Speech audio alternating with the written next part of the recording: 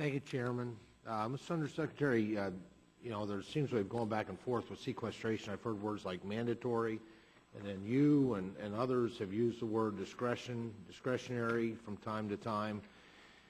And so as my read of this whole situation, you know, when I look at your budget, I don't see any, I see a lot of discretion was exercised. I see a lot, under sequestration, no cuts to training.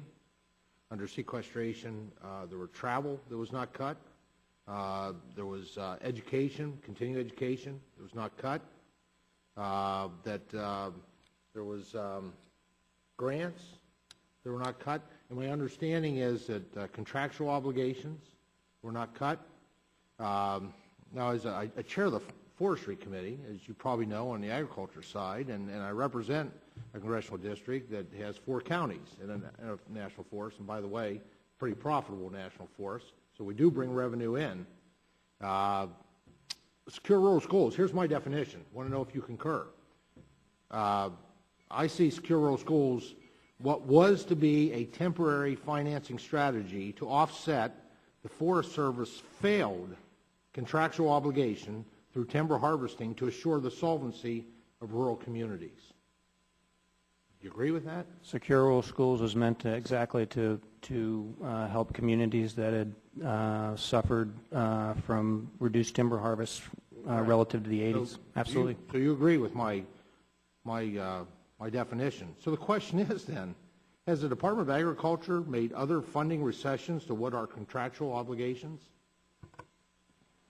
So we applied sequestration evenly across all the PPAs. With contractual obligations. So, for example, I'll give you an example. So, Conservation Security Program by NRCS, the funding went out in October of 2012. We had to basically restore. We had a sequestration obligation there. We were able to use transfer authority to deal with that. But we didn't have the same authority within the Forest Service, and because sequestration was in. I hear a lot about discretion that's exercised, and I have to wonder who within the Obama administration does not like rural America. Now, in my heart, I know it's not Chief Tidwell. I work with the chief; he's a good man, and he tries to do the right things with the discretion he's given.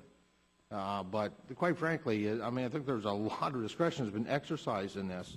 And with all the things I've talked about, where there were no sequestration cuts were not impacted, and quite frankly, contractual obligations. Now, in my role with the Agriculture Committee and on Natural Resource Committee, I've tried to be a student of where our national forest came from, and that was a contractual obligation that was where folks from the local community and my predecessors in the Allegheny National Forest. It was, I don't know where we were, about 90-some years ago, I guess. They sat down and they made a conscious decision to take private lands out of the hands of private lands and put it into the public sector. And it was to make sure that this country has the natural resources that it needs to be strong. And I know that all the things that the Forest Service faces, and a lot of it is external, with, quite frankly, with groups that, like yours that you used to work for, that would target the Forest Service with lawsuits and get it tied up in all kinds of bureaucracy so that forest plans couldn't go forward. But I am, to me, this is just smack of politics, and being a student of forest policy is something, because of my passion for Forest Service, I look at a lot. Now, the committee has provided documents that show that the Office of Management and Budget told the Forest Service in late January 2013, after the full payments were made, that the SRS program was subject to sequestration. And according to this email, the OMB advised, as previously discussed, SRS is sequestrable. Based on a lot of discussions and research over here, the payments being made in 2013 for 2012 are sequestrable.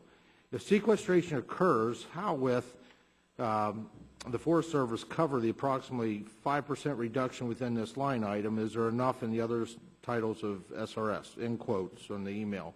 And the Forest staff person responded, the finding to cover the reduction could come from Title II funds, however that would take the decision by the chief.